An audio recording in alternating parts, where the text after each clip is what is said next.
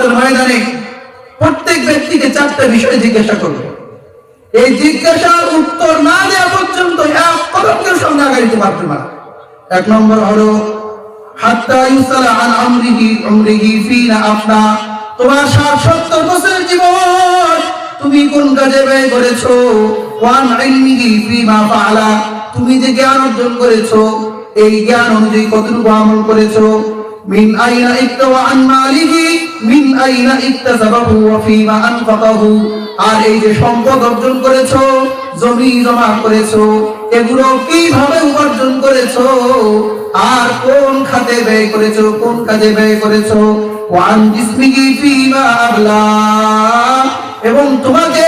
যে শরীর দেয়া হয়েছে এই শরীরকে তুমি কোন কাজে ব্যয় করেছো, আল্লাহর কাজে কতটুকু দিয়েছো,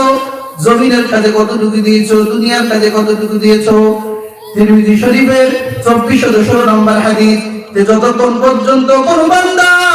এই উত্তরগুলো দিতে পারবে না ততক্ষণ পর্যন্ত এক কদম সামনে আগাইতে পারবে না।